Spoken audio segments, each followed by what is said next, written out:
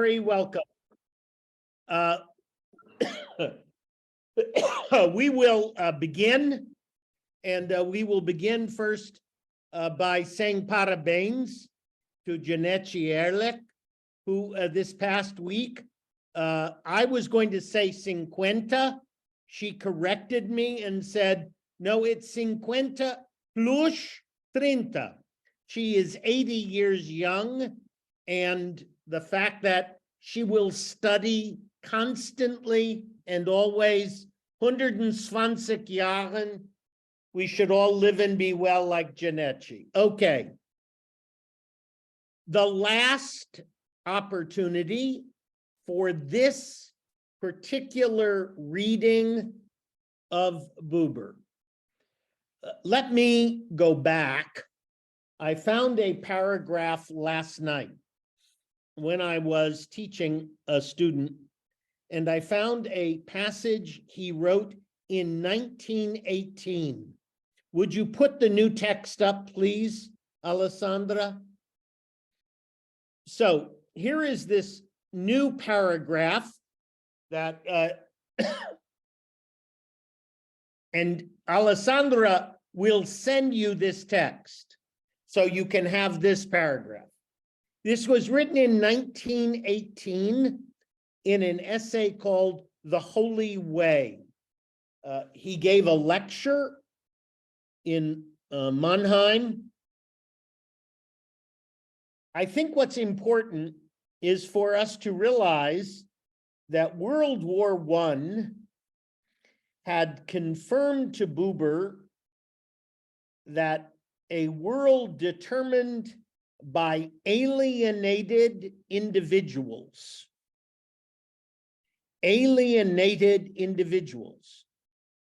was not a world that was conducive to religion at all. He had hoped that some of what he wrote about the mysticism of Hasidism, but by the end of the war, he was realizing that too was insufficient. So in this paragraph, we get a clear statement of what he will teach in I and Thou. I'm reading something more than 100 years old. Think about how it applies today. The divine may come to life in individual man. I'm going to stop. He doesn't mean to exclude women. He's using man in a 1918 literary fashion, inclusive human, okay? Divine may come to life in individual humans, may reveal itself from within individual humans, but it attains its earthly fullness only where, having awakened to an awareness of their universal being, individual beings open themselves to one another. We read last week, actual life is the relationship. All life is the encounter. Here he makes it even clearer. Only when individual beings open themselves to one another. We're reading this after a pandemic. Buber was writing this during the Spanish flu, after what they had not yet called the war to end all wars. We also understand the difference between being determined by ourselves, cut off from the other, disclose themselves to one another, help one another, where immediacy is established between one human being and another, where immediacy. It's a wonderful use of the word. Immediacy means here the natural presence of being, there's a fluid, a going back and forth.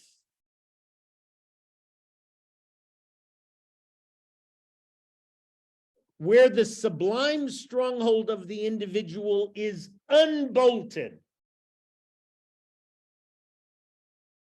The cage is open, and man, human, breaks free to meet another human. Where this takes place, where the eternal arises in the in-between, dazwischen, the seemingly empty space, the true place of realization is community. And true community is that relationship in which the divine comes to its realization between humans. Why do I want to start tonight with this? First of all, it predates I and thou. Gives you a sense of what he was already thinking, how he understands what the between, the relationship, the encounter. 100 years ago, Martin Buber, the educator, not a trained psychoanalyst, because Freud was doing that contemporaneously, already understood the burden of our time. We try to make this, more often than not, our other. And sometimes it's necessary. I am not opposed to this. I can talk to my children every single day because of this, FaceTime, in real time.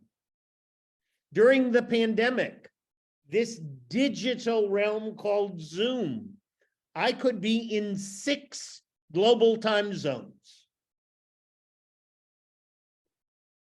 Is that what he's talking about?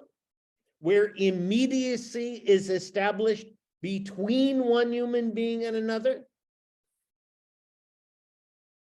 I'm not sure. I have a good dear friend on watching, 2 good friends who are psychoanalysts. I'm not sure yet if we know that the digital platform is the same as being in the same room discussing. We're trying to establish this.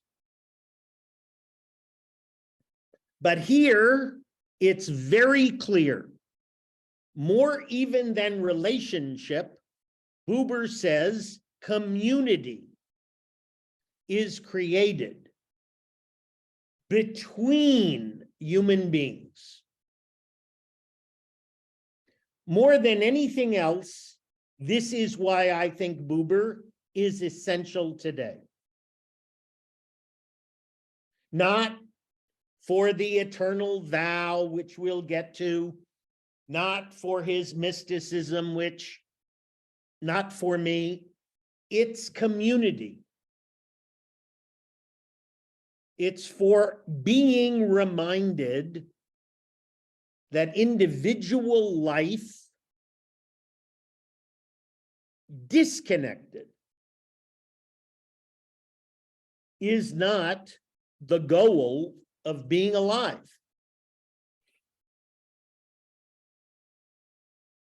So I want to stop and give you, if you want to comment or have questions, this is as clear as you can ever read Buber about the between and the seemingly empty space. It's a beautiful image. The word between itself comes early in creation. The word between fascinates me.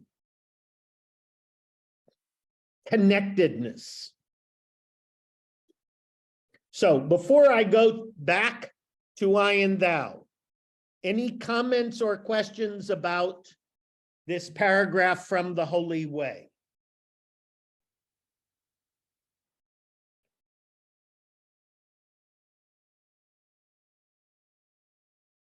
Okay, Alessandra. Very good. So I took excerpts. We are reading, and you gave me permission to take and cut and paste. Man encounters being and becoming as what confronts him. Being and becoming, it happens. They are not ideas that you sit and think about. Always one being and everything only as a being. It's a deep philosophical problem. Can you think about how you are thinking about?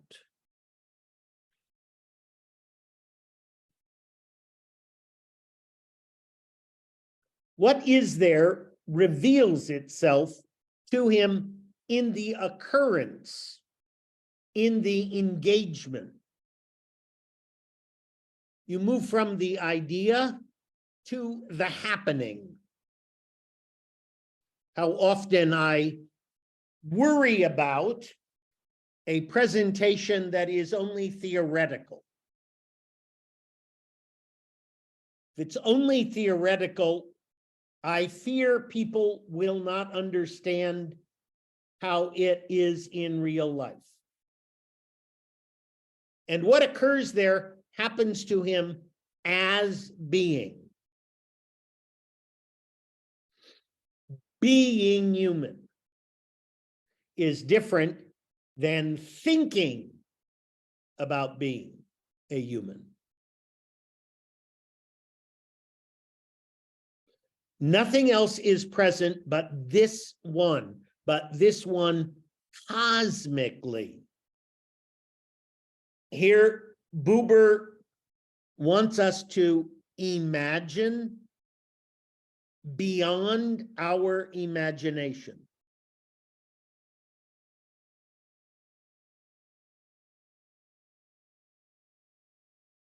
For those people, for those women who have given birth, who have been mothers, now a couple of days beyond Mother's Day.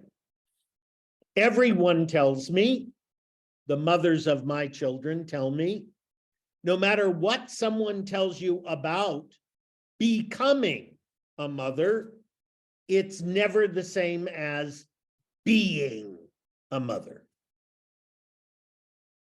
The idea, it can never be the reality. So, nothing else is present but this one cosmically, not as I experience it, but transcendently. Measure and comparison have fled. This is Buber and his not willing to accept the simple it categories of the early 20th century. There are some people who still today, if you can measure it, compare it, box it, define it, that's all they need. It is up to you how much of the immeasurable, he takes the extreme opposite of measure and comparison, how much of the immeasurable becomes reality for you. Very much a part of what he learned in telling the stories of the Baal Shem Tov and Rebbe Nachman. The immeasurable. The encounters do not order themselves, order, measure, comparison, to become a world.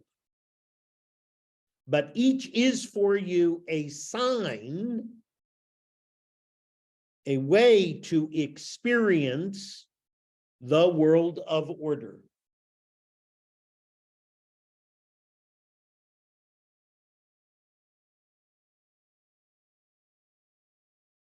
Our whole block was without electricity for 2.5 hours. I worried, what will happen if it's not on in time for me to do my class? How many years did we live with electricity where that question was not a question?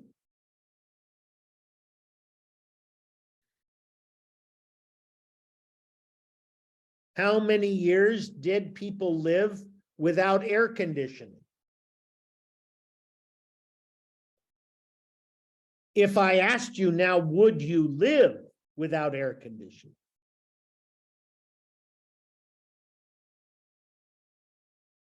When we measure things, we measure them through the it experience. When we can't measure it, we like that to be art. We like that maybe to be religion.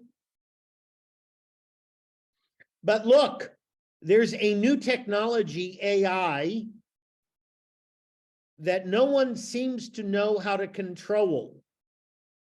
They created it, but they don't know how to control what they created.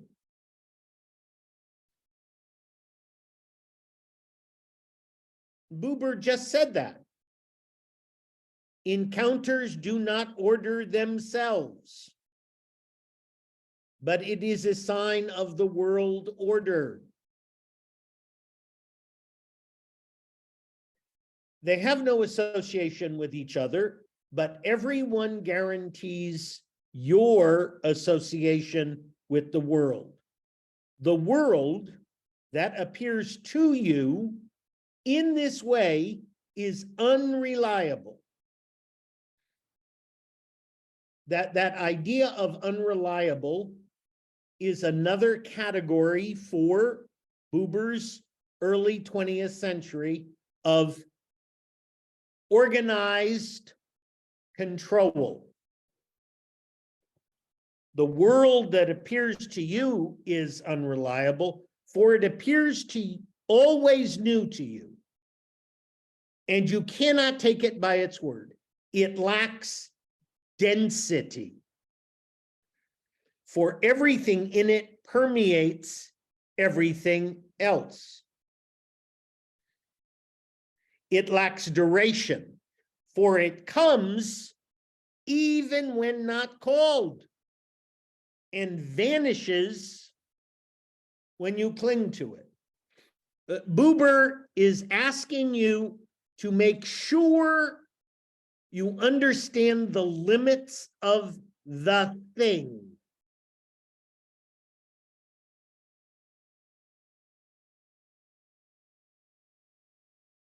Cannot be surveyed, measured.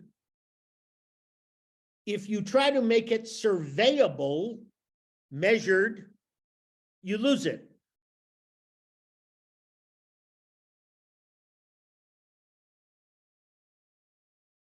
A note by Hannah Arendt. Go on, Fernanda. Tell us the note by Hannah Arendt. I have read it, and I think that can relate it with the encounter idea of Buber. Yes.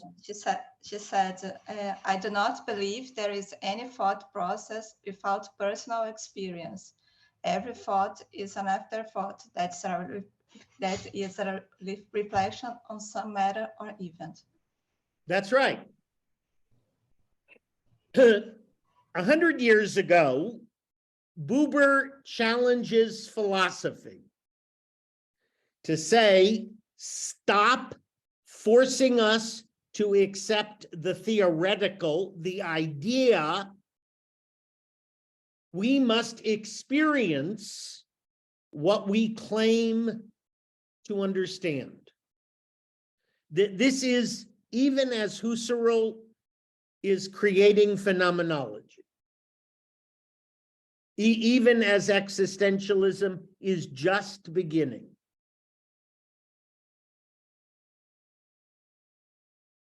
It does not stand outside you, it touches your ground. And if you say, soul of my soul, you've not said too much, but beware of trying to transpose it into your soul. That way you destroy it. It is your present.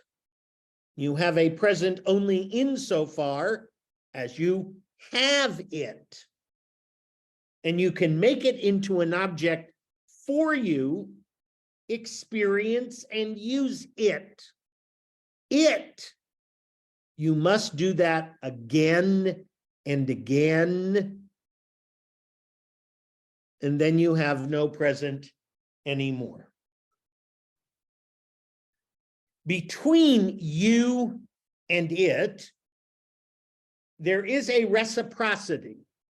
Again, between, going back and forth, of giving. You say you to it and give it to yourself. Give yourself to it. It says you to you and gives itself to you. Again, the relationship. You cannot come to an understanding about it with others. You are lonely with it, but it teaches you to encounter others and to stand your ground in such encounters. And through the grace of its advents and the melancholy of its departures, it leads you to that you in which the lines of relation, though parallel, intersect. It's a wonderful description of relation with it that can become you. But notice, you cannot come to an understanding about it with others. It teaches you to encounter others. And through the grace of its coming and going, it leads you to that you in which the lines of relation intersect. But here's the power of what Buber's warning is. It does not help you to survive. It only helps you to have intimations of eternity.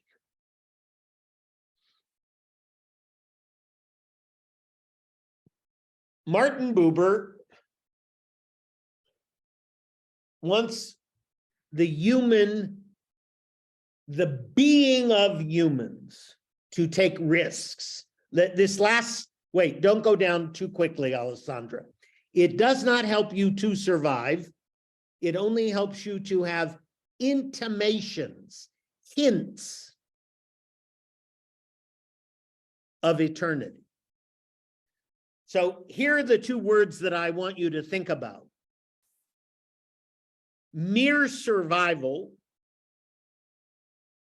It's not enough just to survive. And eternity.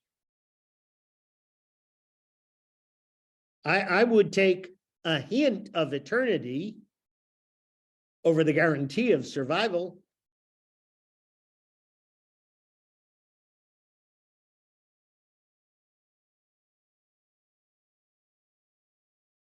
Nothing is guaranteed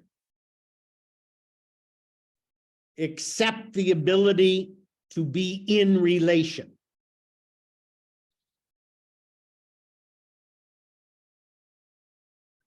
Bring the page down for us, Alessandra.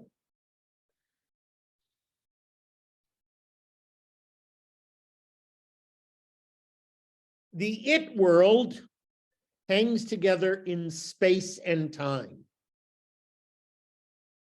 The you world does not hang together in space and time. Buber does not repute, does not want to do away with the I-it world. It is a world of necessity. The individual you must become an it when the event of relation has run its course.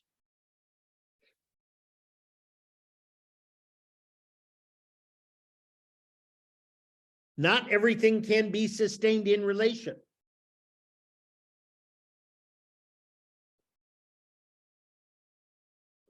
You do not want to assume a relationship with the person at Zona Sul when you check out to buy your groceries.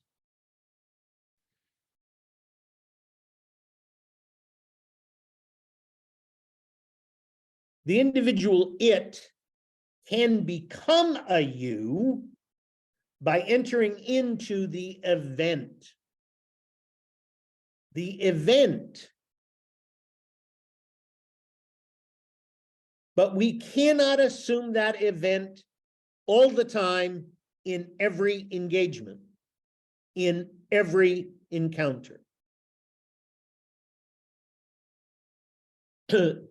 When you go away on vacation, it's wonderful. If you came back and tried to make every day a vacation, it would ruin it. In English, I don't know what the word in Portuguese, but in English, there's a word, extraordinary. Every meal can't be extraordinary. Every movie can't be extraordinary. Every time you go out can't be the best.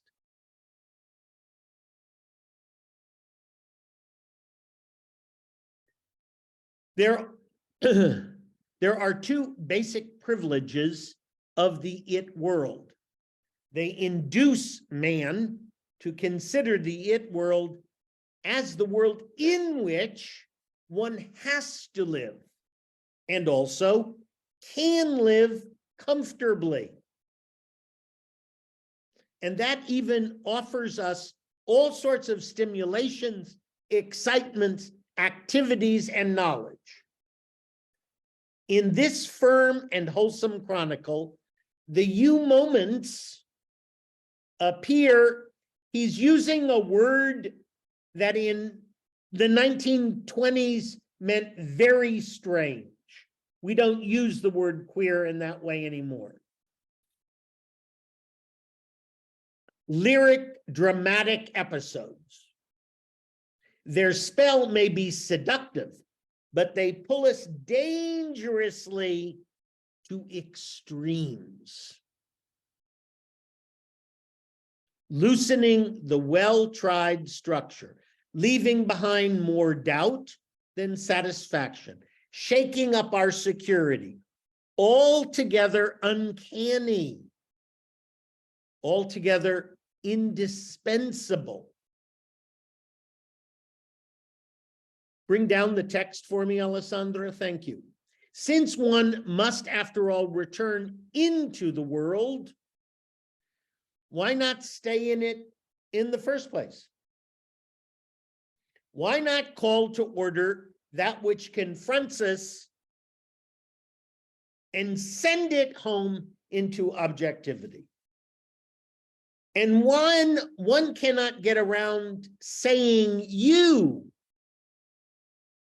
perhaps to one's father, wife, companion. Why not say you and mean it?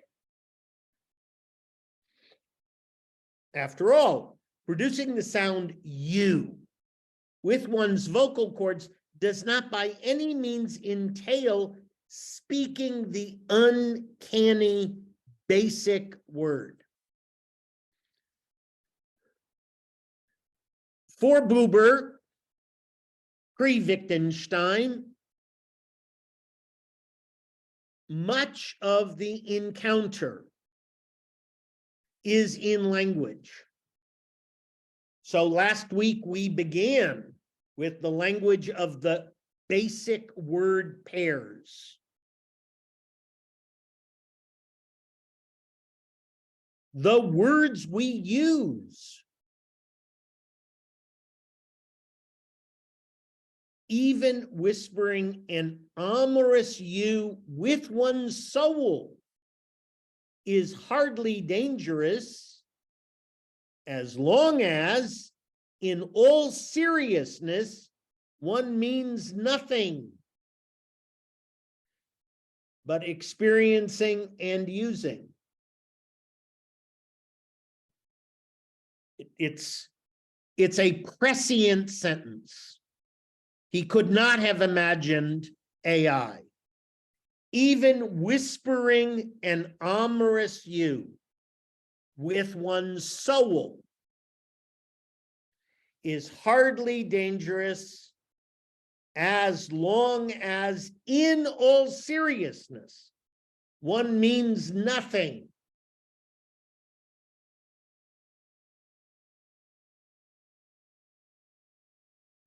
disinformation, not misinformation, the intentional disinformation, lies, the intentional use of meaning nothing.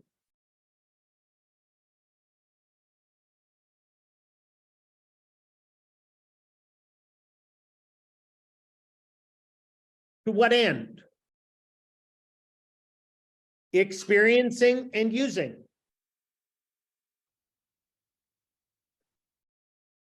And that happens constantly. That has become the basic for political discourse.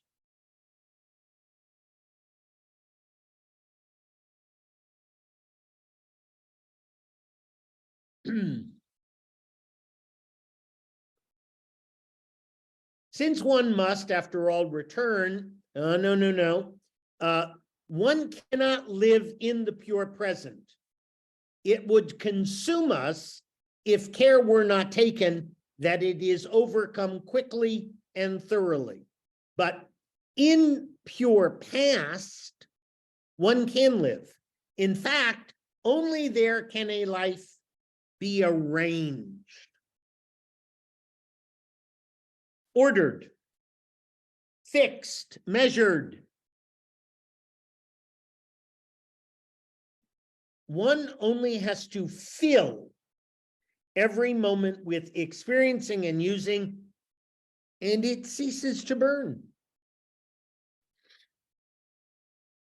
And in all seriousness of truth, listen, without it,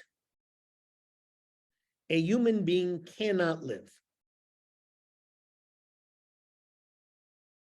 But whoever lives only with that is not human.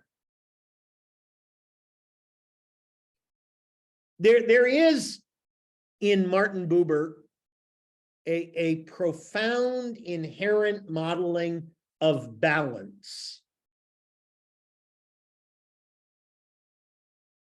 The world in which we live, in my view, is never in balance anymore.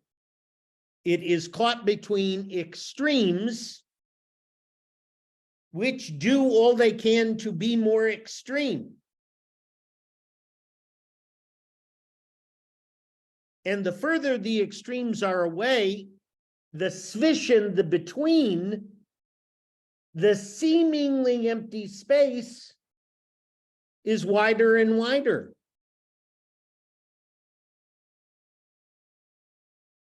And it is more and more difficult to venture into the between.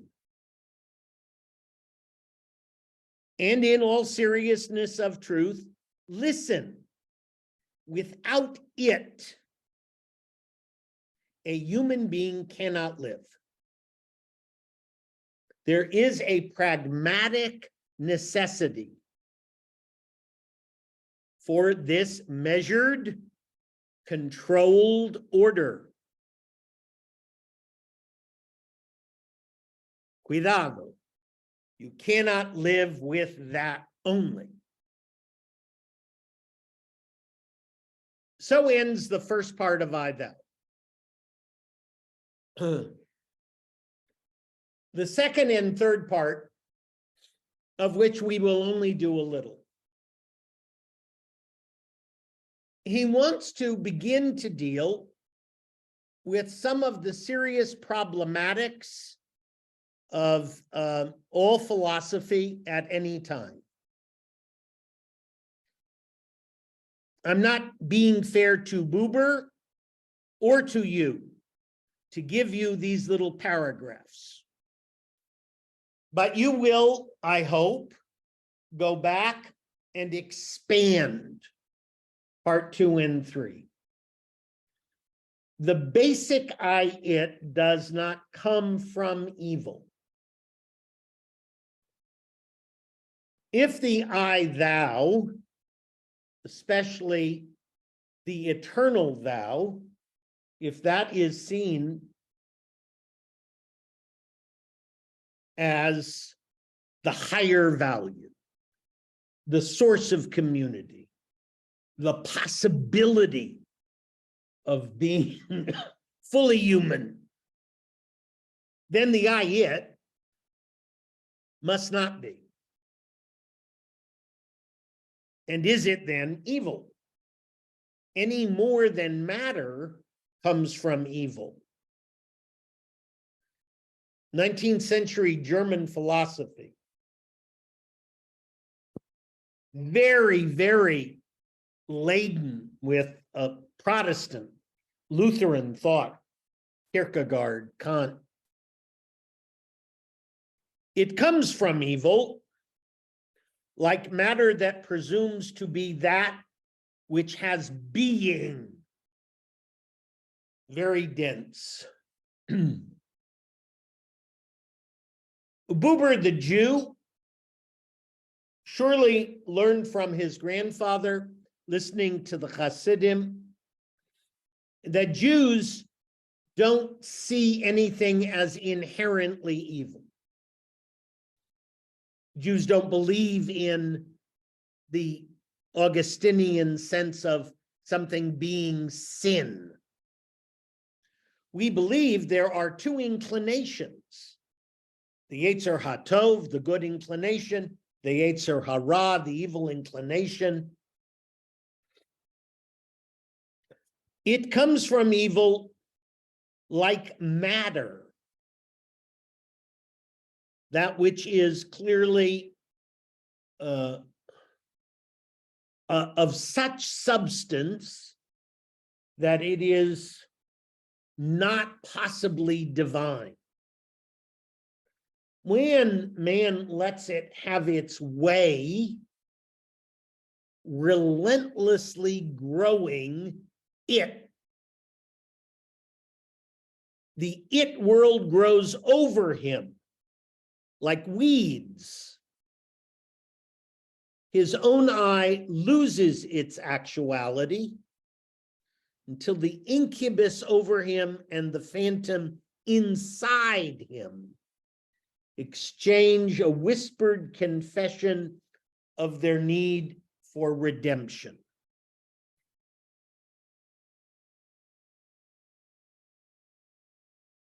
Where does free will come?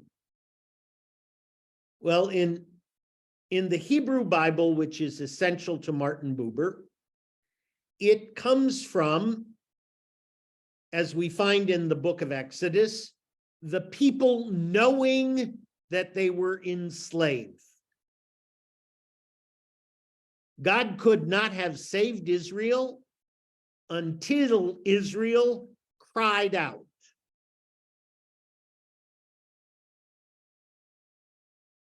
The God of the Hebrew Bible, unlike the God of Christianity, the God of Christianity gives mercy, gives salvation unilaterally, not the God we have. The God we have is engaged in the relationship. God heard the people crying. Moses walked by the burning bush, stopped, said, "Wow, that bush is burning and not being consumed." Our God waits for the engagement.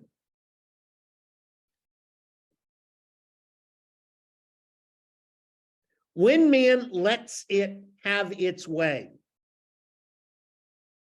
the it world, relentlessly growing, grows over him like weeds. His own eye loses.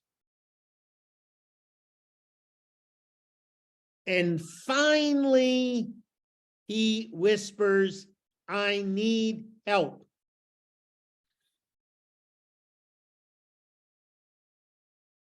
Goes back to the paragraph with which I opened. At the very top. The individual, until the individual breaks forth and engages another individual, when each helps the other,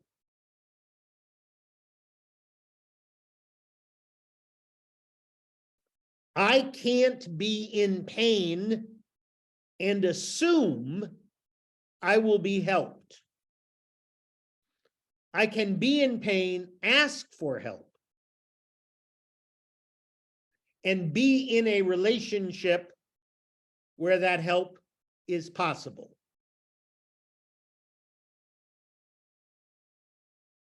The building of community, the pushing against the isolation, the whispered confession of their need for redemption. It's a powerful, powerful admission. Redemption is possible, but only after I admit I'm without it.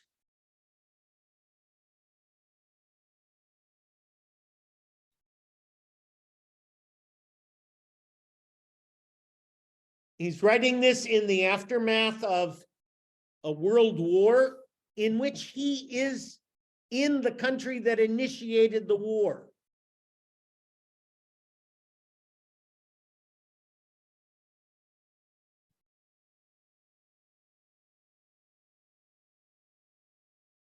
I've always understood this, his use of the word confession here. Tshuva, repentance, does not begin until contrition, until you say, I did something wrong. If you are unaware that the it has swallowed you, you've overgrown like weeds, it's a simple but profound statement of the limits of being human. Bring the page down for me, Alessandra, please. Here it is. The purpose of relation is the relation itself.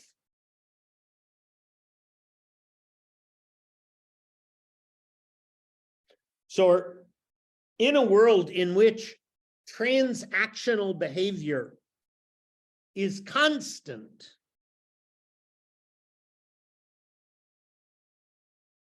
touching the you, I'm in relation because being in the relation is the value, not for what you can do for me, not what I can do for you.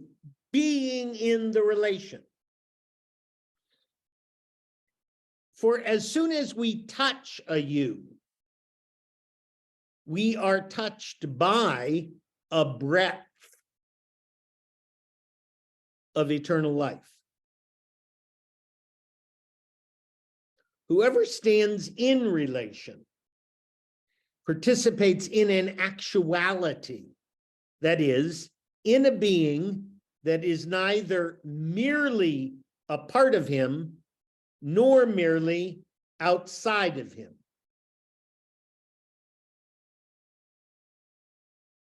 Not measured. All actuality is an activity in which I participate without being able to appropriate it.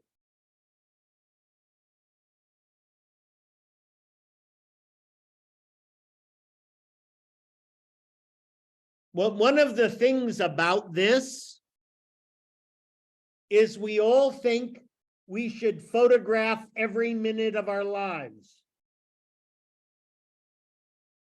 instead of merely being present in every moment of our lives.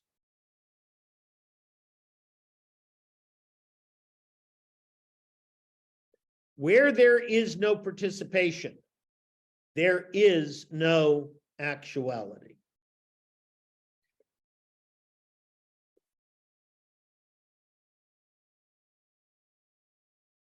It's that sentence. Well, one can spend a whole lifetime where there is no participation.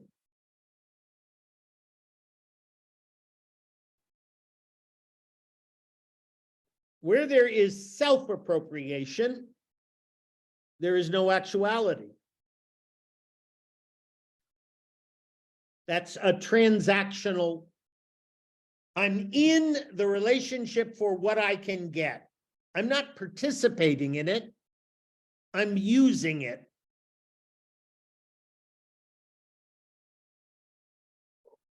The more directly the you is touched, the more perfect is the participation.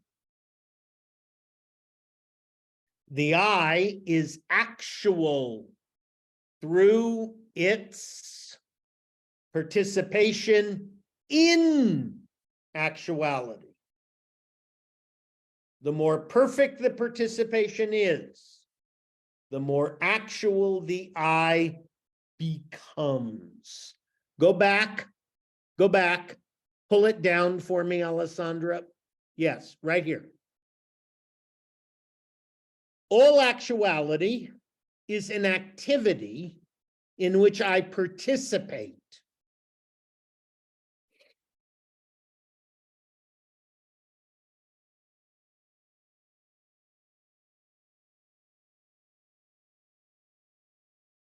I can't simply be there. I must participate.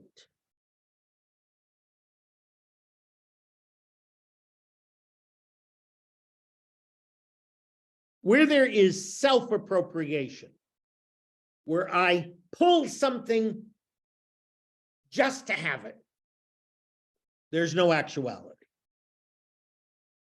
The more directly the you is touched, not physically touched, but fully engaged, the more perfect is the participation. And we know this. The older we get, the more we fully understand. Someone can stand next to you in a moment of absolute horror, grief, tragedy, and say nothing. Simply look at you. Maybe take hold of your hand.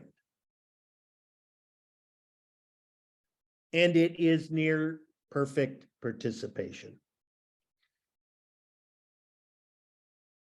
And there are times when someone can show up and never stop talking.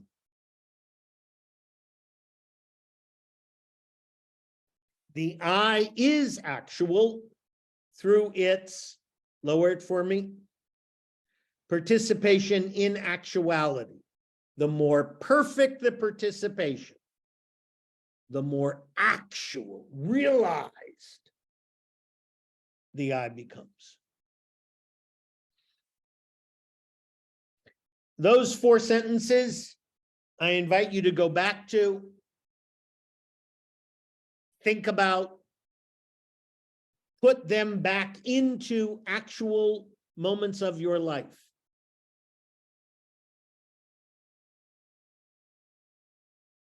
The third part is where Buber wants to give you something that is religious. Buber was a humanist. He was a non-observant Jew who lived in Israel, loved his Judaism, but not by the standards of what we call religious structure. Extended the lines of relationships intersect in the eternal you, God. That's the word he uses for God. Every single you is a glimpse, a whisper, it's a hint. Through every single you, the basic word addresses the eternal you. Okay. Every you is not God. But to be in relation is to engage in what might become the encounter with God. I'll say that again. To be in an I-you relationship is not to be in relation with God.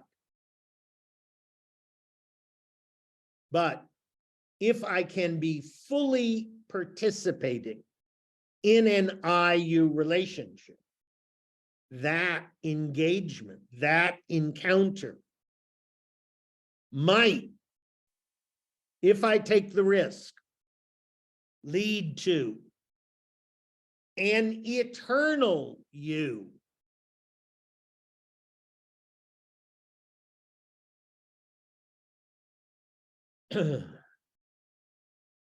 Through every single you, the basic word addresses the eternal you. The mediatorship of the you of all beings accounts for the fullness of our relationships to them and for the lack of fulfillment. He's honest. Not every I-you relationship will be absolutely the best. The innate you is actualized each time without ever being perfected. Ah, it's just wonderful. The innate you, that only you know, is actualized each time without ever being perfected. You can be in the IU without being perfect. It attains perfection solely in the immediate relationship to the you that, in accordance with its nature, cannot become an it.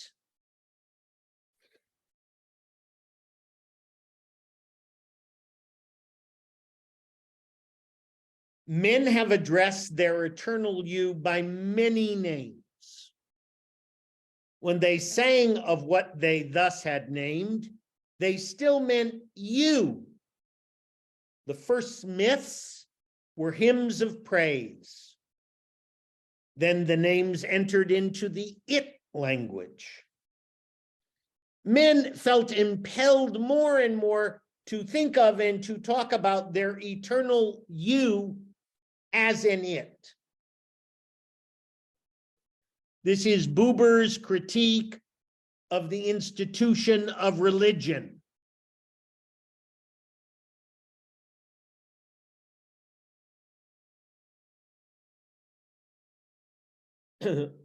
But all names of God remained hallowed because they have been used not only to speak of God, but also to speak to him. Some would deny any legitimate use of the word God because it has been misused so much. It is easy to critique religion. It is easy to talk about religion as nothing but hypocrisy. Okay, that takes no great skills. Would the world be better if what values we yearn for were experienced?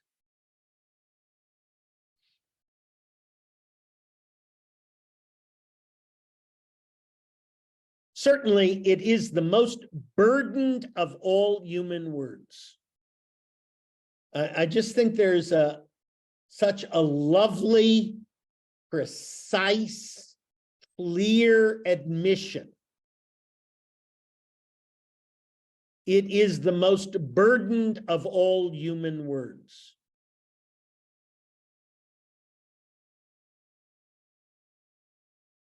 Precisely for that reason, it is the most imperishable and unavoidable.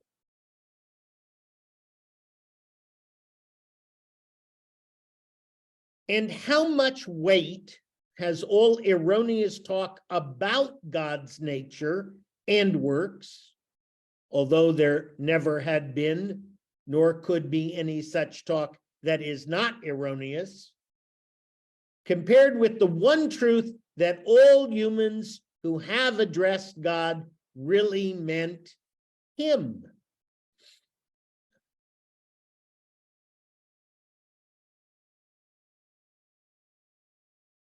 Buber is pushing us to understand there is a language problem here.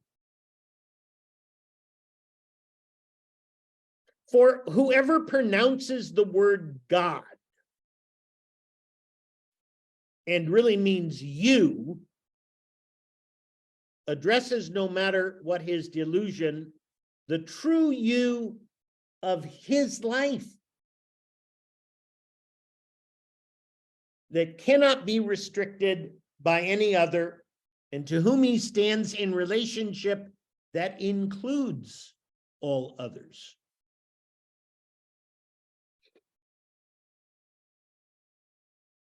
Whoever abhors the name and fancies that he is godless, when he addresses his whole devoted being, the you of his life, that cannot be restricted by any other, he addresses God.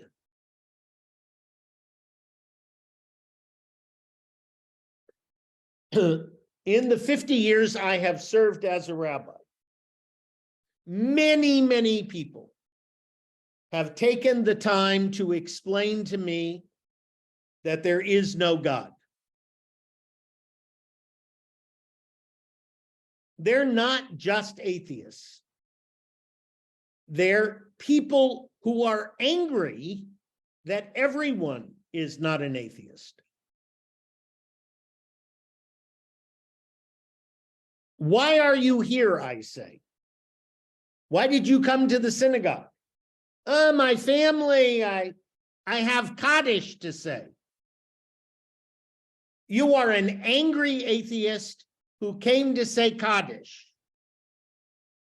I can say a prayer knowing no one listens.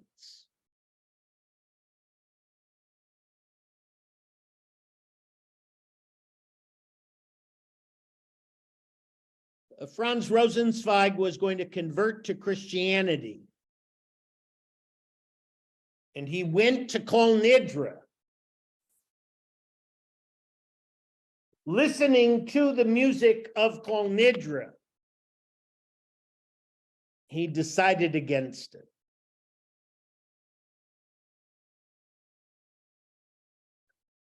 There's a phrase in English: there are no atheists in foxholes, in those small areas on a battlefield where the individual person faces life and death.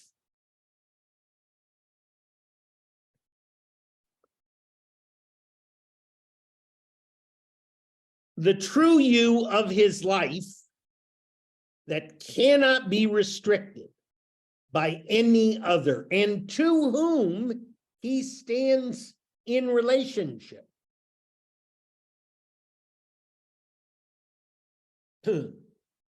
Like the human who must whisper a confession, I need help.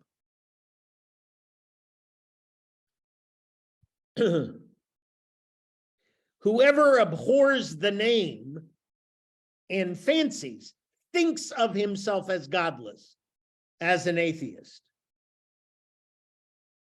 But when he addresses with his whole devoted being the you, his own you, he addresses God.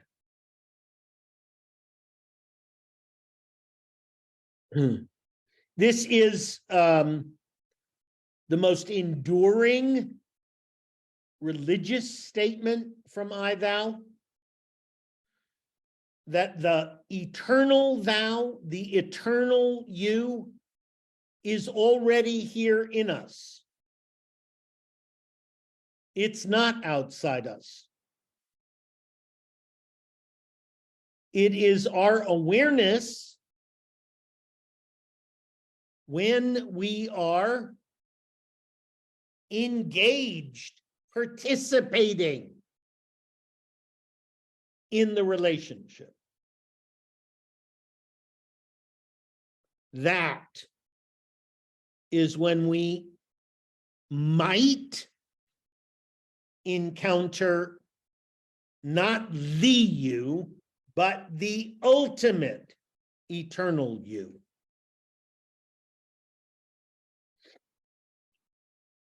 I thought of adding more, but I wanted to end on this note. Buber is a source for the human being who does not know themselves well.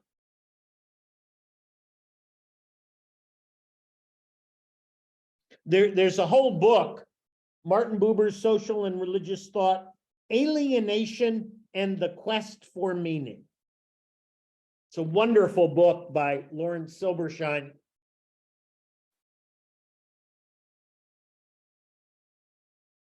A person who wants truly to know themselves, and this goes all the way back to Socrates, to the Greeks, no, to thine own self be true.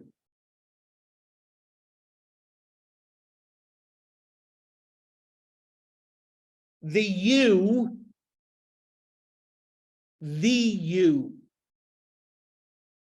gives us the opportunity, when we fully participate, to potentially go beyond to the eternal you. You can take the text down, Alessandra, and we'll put the screen up so we can look at each other. Thank you. So here we are.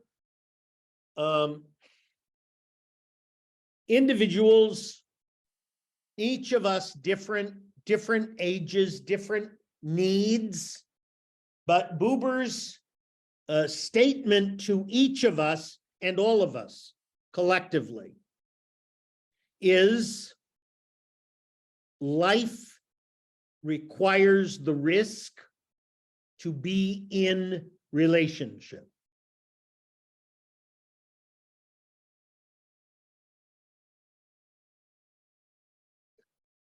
That today is difficult. It's difficult for many reasons,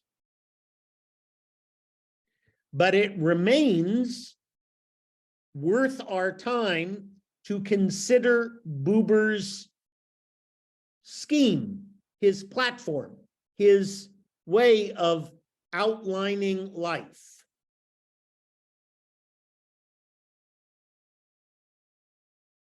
The book is old. The book comes from a time of disaster, of fear, not dissimilar from our time.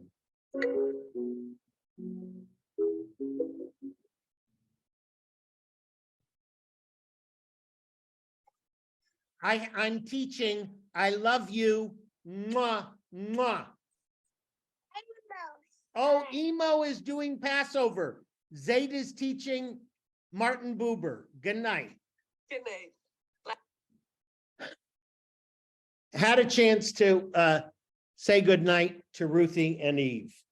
Look, why do even a few hours on Martin Buber?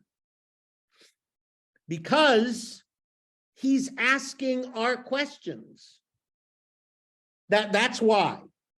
I don't know that his answers will work for everyone, but his questions still work. That, to me, is what's breathtaking. He wrote this 100 years ago, and his analysis of how to build community is exactly correct. That first paragraph I read tonight, 1918, that is exactly what we need to do. So I thank you. There's 15 minutes left, and I hope we can talk. This is a taste. I asked Fernanda before we began if this was her first time experiencing Buber. She said it was not easy. Who else has tasted Buber for the first time in these Solange? Difficult for you? Difícil. Eu vou falar em português. Sim, por favor. Tá? para mim, tudo muito novo. Eu entendi muita coisa, mas eu não vou saber falar para os outros. Eu entendi para mim. Sim. Gostei muito.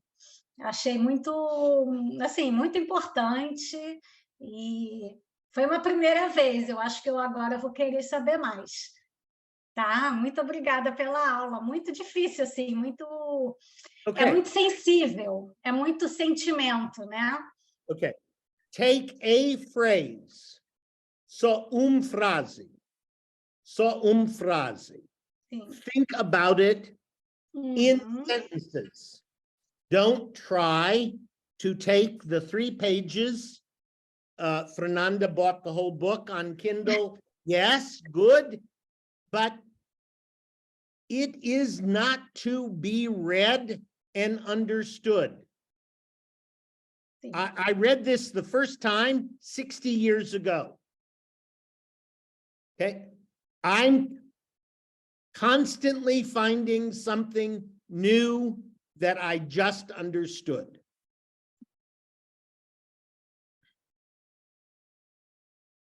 Janetti.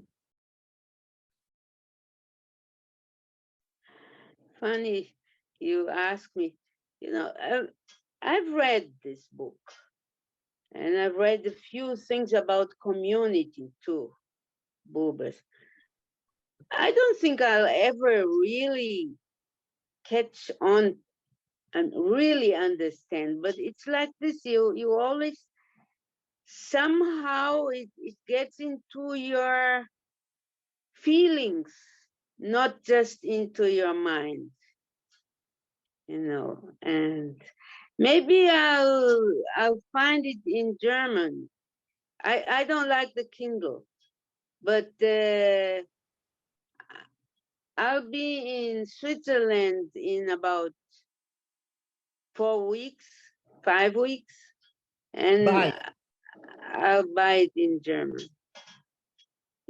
I'll try, because and you said. I think now that you're a wonderful, young, renewed 80, there's a new meaning for you. Yeah, no, I already was not very young when I read it the first time. I think I was in my 50s. I even had to, I was at the university at the time. I went to the university when I was 50. And the class, a psychology class for teachers, for future teachers. We were able to choose. I don't even remember how. I got to Buber and I read it and I made a paper and I got 10. And I understand now that she gave me a 10, the biggest, the best marks, because I didn't understand anything, but the teacher also didn't know what I was saying, She didn't understand anything. But anyhow, somehow you get it more into, at least I get it more into my feelings than into my mind. Thank you. That's it. What great wisdom, not to be understood fatos, not to be understood merely as ideias. But that's why I say, find a sentence, a phrase, hold on to that. Betsy, new insights for analysis. Olha, eu vou falar em português, ok? Sim, por favor. Eu acho que é isso mesmo, toca muito, a gente se sente emocionalmente tocada, mas eu acho que tem muitos elementos para pensar.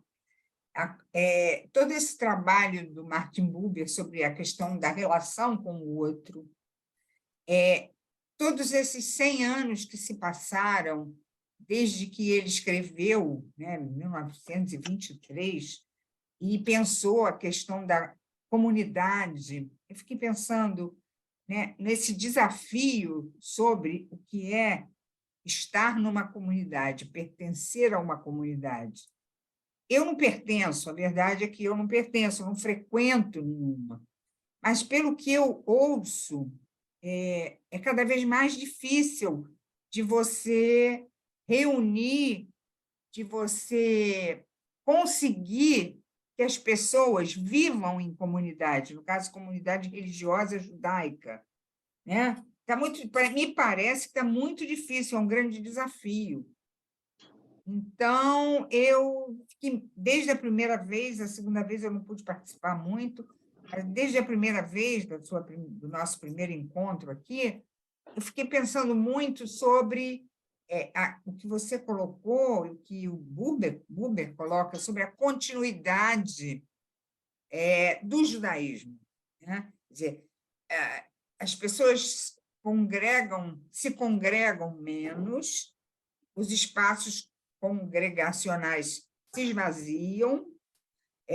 No entanto, muitos de nós gostaria de ver o judaísmo tendo continuidade, mas você mesmo disse que você fica muito triste quando você pensa na continuidade do judaísmo e dos seus netos, né? Seus netinhos. Isso, eu me tocou muito, porque eu não tenho netos, mas eu tenho sobrinhos netos, e eu fico pensando, sabe, o que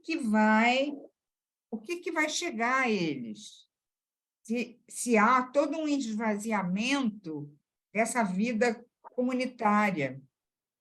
Isso é uma questão que me tocou muito, e enfim, mais do que tudo.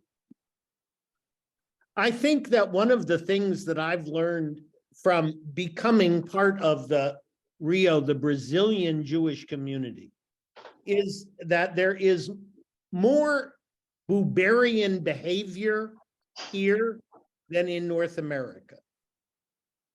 In North America, you spend more time as an individual seeking things out as a consumer. Here, at least the way most of you were raised, my experience from within the family I've been married into, you have day schools, you have the youth movements, you have institutional, communal fabric, which tends to lead more naturally.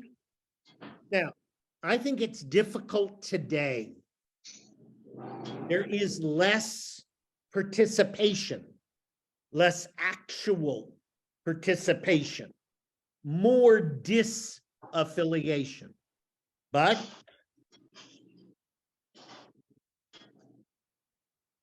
I think even spending once a month reading a few sentences of Buber is an opportunity for hope. Tomara. Well, look, I had to learn Portuguese to become a part of this community. You can't be passive if you want to be part of the community. That's what Buber is demanding of us. You cannot be passive. Mas olha só, deixa eu só acrescentar, não sei, gostaria muito de ouvir a experiência das outras aqui presentes. Por exemplo, pegando o recorte da minha família direta, né? Minha geração foi criada, eu e meus irmãos fomos criados na ARI. E a gente participou de uns mais, outros menos, de Hasid, de Kinderland. Fez Bat Mitzvah. Fiz Bat Mitzvah, minhas irmãs, uma irmã fez Bat Mitzvah, a outra não fez, o irmão fez Bat Mitzvah. Os nossos filhos e os nossos netos cada vez menos estão envolvidos nessas práticas. Muitos dos meus sobrinhos são hoje são casamentos mistos com não judias. Então, os meus sobrinhos diretos cada vez mais estão assimilados, e os filhos deles mais ainda. Eu estou pegando assim um recorte, um exemplo familiar. Eu adoraria ouvir a experiência de vocês. E, então, quer dizer, é isso. Isso me preocupa, isso me toca. I know you're worried. Everyone on the screen is worried. And everybody has the problem of interfaith marriage. And everyone has the problem of not going and doing. Can I engage into Please, a conversation with please. Elizabeth? See, Elizabeth, isso que você falou, me deu a impressão que você falou como se as pessoas fossem vítimas desse fenômeno. No entanto, eu tenho a impressão que são as pessoas que estão produzindo esse fenômeno do distanciamento. Olha, Janete, eu não acho que seja nem uma coisa nem outra. Eu não me coloquei como vítima, nem me sinto assim. É um Não, fenômeno... você não, mas você falou no geral, as pessoas que não vão... Mas eu não quis colocar como... Eu não quis colocar como vitimadas.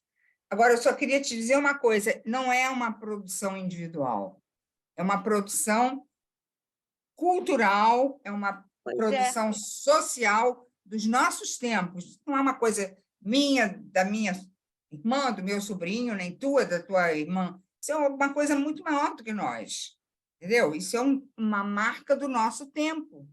okay, so let me wait, Janete. I want to end with the challenge Betsy has given us, because I agree, nosso tempo. This is our time. However, there are 12 people studying Buber on a Tuesday night, and it's 9 o'clock at night. That is our time too. If the 12 people, especially those who have never read Buber before, if you tell 2 more people about Martin Buber, you will have changed ignorance to potential knowing. I'll take that. Okay, if there will be another 12 people. So I am profoundly grateful that people studied Buber for the first time with me. Thank you. That's why I do this. I brought Buber to people who didn't know it. We will come back in July. I don't know when, July, and we will continue Buber in ARI, presentially, and we will do 1 or 2 on Buber and Zionism, because the issues around Buber and Zionism and Israel today need our being a community together. I thank you. June 1st is the 50th anniversary of my ordination. And tonight is an experience of exactly what I hoped I would be a rabbi for. I couldn't imagine Zoom, but bringing people Martin Buber was always one of my goals. So, sharing Martin Buber, thank you. Thank you, Alessandra. We could not have been together without you, for all of you. And you're the first class who got used to me saying Oculus. Ah, sim. Que bom. Ficou bom. Tchau, pessoal. Tchau. Tchau. Obrigado Boa por noite. tudo. Bye, bye. Tchau. Tchau.